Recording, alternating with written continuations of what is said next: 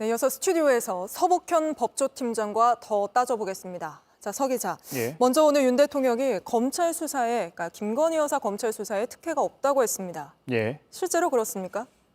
특검 질문을 받자마자 한 말인데요. 들어보겠습니다. 가족과 이런 것에 대해서 자기 주변 일에 대해서 특혜를 준다는 거는 그거는 국법을 무너뜨리는 거기 때문에 그건 절대 안 된다고 생각합니다. 그걸 못할 거면 대통령을 그만둬야 된다.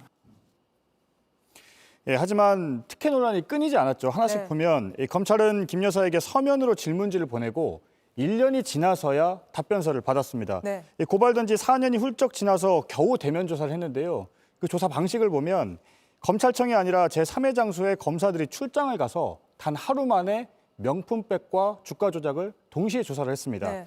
또 압수수색도 없었습니다. 그렇기 때문에 이런 수사가 과연 제대로 된 수사냐 이런 지적이 나왔는데 이런 과정 끝에 결국 무혐의 처분을 했습니다. 네, 결과도 그랬죠. 예, 그래서 대통령 배우자가 아니었다면 불가능했다 이런 지적이 많습니다.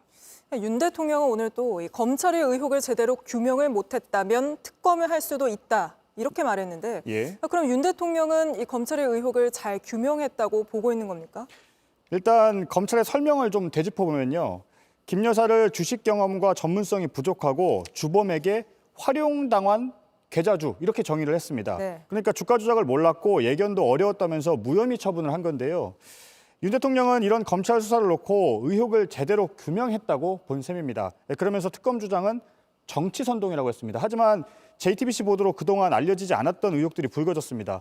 김 여사를 공범으로 인식하는 듯한 주포의 편지, 또 김 여사가 BP 패밀리였다는 주포의 진술, 그리고 주식 수익 배분 약속, 손실 보전 정황이 담긴 1차 주포의 진술이 있었고요. 또 주식 거래로 13억 원의 수익을 봤다는 분석도 있었습니다. 네. 그래서 검찰이 의혹을 충분히 밝히지 못했다 이런 비판과 함께 특검 주장이 나오는 겁니다. 오늘 특검에 반대하는 논리도 조목조목 들던데요. 네, 가장 큰 게 든 게 우선 대통령과 여당이 반대하는 특검을 임명하는 그 자체가 헌법에 반하는 발상이다 이렇게 말했는데요. 네. 하지만 이미 과거에 여당이 반대했는데도 진행된 특검이 있었습니다.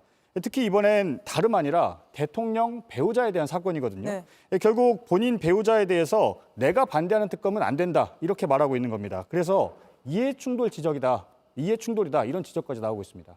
또 오늘 윤 대통령이 새롭게 꺼낸 게 일사부재리 원칙과 또 인권유린 이건데 네. 이건 어떻게 봐야 합니까? 왜 갑자기 이런 얘기를 꺼내든 거죠? 예, 오늘 새롭게 제시한 논리인데요. 먼저 들어보시죠.